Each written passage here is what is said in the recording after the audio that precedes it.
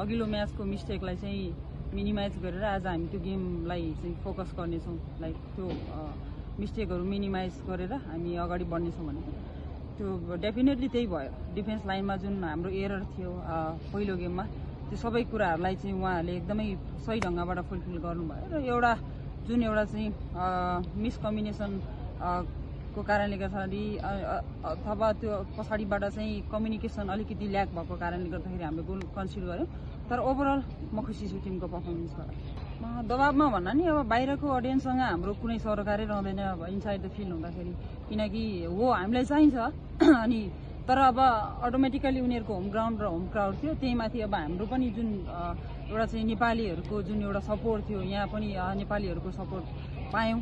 त्यसको लागि उहाँहरूलाई पनि हृदयदेखि नै धन्यवाद व्यक्त गर्न चाहन्छु। जति पनि उहाँहरूले चाहिँ आफ्नो देशमा बसेर पनि नेपालीलाई सपोर्ट गरिदिनु भयो र त्यसको लागि उहाँहरूलाई एकदमै हृदयदेखि नै धन्यवाद व्यक्त गर्न चाहन्छु। र अटोमेटिकली लाइक इन्डियाको होम क्राउड भन्नासाथ हामीलाई चाहिँ अलिकति डर लाग्छ, उहाँहरूको जुन एउटा चाहिँ फ्यानहरूको एग्रेसिभनेस छ त्यो कुराहरू आज त्यो कमै मात्रामा भेटियो। तैपनि ओभरअल हाम्रो त्यो बाहिरको एटमोस्फियरलाई मध्यनजर राखेनौँ र भित्र हामी जुन हाम्रो चाहिँ गेम स्ट्राटेजी थियो, जुन कोचले दिएको हामीलाई चाहिँ ड्युटीहरू थियो, त्यसमा नै हामी फोकस गर्यौँ। उनीहरूको अधिकांश प्लेयरहरू पनि अझै स्क्वाडमा छैन, त्यो हिसाबले गर्दाखेरि पनि अझै त्यो जुन एउटा चाहिँ भारतको टिम हो त्यो पाएको देखिनँ मैले। अब उनीहरूको चाहिँ कतिपय इन्जोर्ड भयो र सबै इररहरू हुँदा पनि जुन यङ प्लेयरहरू छ उहाँहरूको टिम इफोर्ट जति पनि अटोमेटिकली इन्डिया भन्नासाथ उहाँहरूको जुन साउथ रिजन फुटबलमा एउटा चाहिँ बलियो टिम हो,